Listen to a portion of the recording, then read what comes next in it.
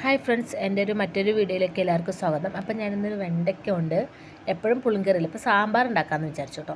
അപ്പോൾ പരിപ്പ് കുറച്ച് നേരം വെള്ളത്തിൽ കുതിർത്തി വെച്ച് വേവിക്കാൻ വെക്കുന്നുണ്ട്. കുറച്ച് ഒരു 4-5 അല്ലി വെളുത്തുള്ളിയും മഞ്ഞൾപ്പൊടിയും കായം ഇട്ട് നന്നായി ഒന്ന് തിളച്ച സമയത്ത് ഞാൻ ഒരു മീഡിയം സൈസ് തക്കാളി ഇട്ടിട്ട് ഒന്ന് വേവിച്ചെടുക്കുന്നുണ്ട്. നന്നായി വേവിച്ചെടുക്കുന്നുണ്ട് കേട്ടോ.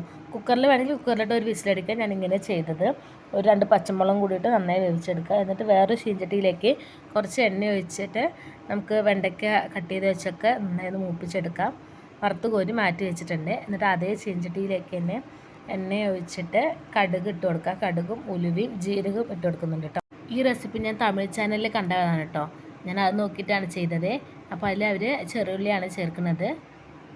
ഞാനിവിടെ സബോള എടുത്തിരിക്കുന്നത്, നിങ്ങൾക്ക് ചെറുള്ളി വേണമെങ്കിൽ ഒരു മീഡിയം സൈസ് സബോള ഇട്ട് നന്നായി ഒന്ന് വഴറ്റി കൊടുത്തിട്ടുണ്ട്.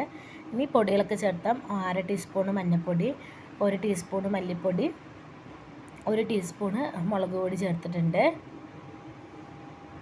പിന്നെ MTRൻ്റെ സാമ്പാർ പൊടി ചേർത്തിട്ടുണ്ട് കേട്ടോ. ആ കയ്യിലേക്ക് ഒരു കയ്യിൽ ഫുള്ളായിട്ടുണ്ട്. ഞാൻ ഇളക്കിക്കൊണ്ടിരിക്കുന്ന കയ്യിലേക്ക് ഒരു 2 ടീസ്പൂണിന് മേലെ ഉണ്ടാവും. സാമ്പാർ പൊടിയാണ് കൂടുതൽ ചേർത്തിരിക്കുന്നത്.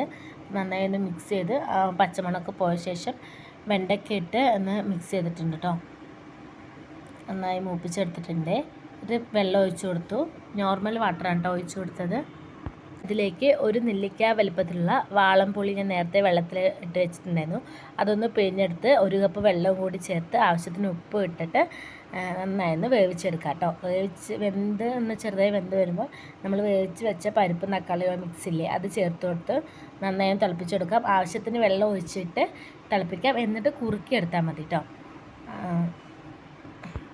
ഒരു 10 മിനിറ്റ് മീഡിയം ഫ്ലെയിമിലിട്ട് തിളച്ചപ്പോൾ നന്നായി വെന്ത് വന്നിട്ടുണ്ട്. ഇനി നമ്മുടെ മല്ലിയില ഇട്ട് അത്യാവശ്യത്തിന് മല്ലിയില ഇട്ട് ഒന്ന് ഇളക്കിയിട്ട് ഇറക്കിയെടുക്കാം. ഇത്രയേ ഉള്ളൂ. നമ്മുടെ സിമ്പിളായിട്ടുള്ള വെണ്ടയ്ക്ക സാമ്പാറാണ്. പിന്നെ അധികം പുളിപ്പൊന്നും ഉണ്ടാവില്ല. ഇഡ്ഡലിൻ്റെ കൂടെ കഴിക്കാൻ സൂപ്പറാണ് കേട്ടോ. അപ്പോൾ ഞാൻ ഇഡ്ഡലിൻ്റെ കൂടെയാണ് കേട്ടോ പെയർ ചെയ്യുന്നത്. ഇഡ്ഡലിയും വെണ്ടയ്ക്ക സാമ്പാറും ചായയും ചമ്മന്തിയും. അപ്പോൾ എല്ലാവർക്കും എൻ്റെ വീഡിയോസ് ഇഷ്ടപ്പെടണമെങ്കിൽ ലൈക്ക് ചെയ്ത് സബ്സ്ക്രൈബ് ചെയ്യാൻ മറക്കല്ലേ ഫ്രണ്ട്സ്. നാളെ മറ്റൊരു വീഡിയോ ആയിട്ട് കാണാം. Okay, by.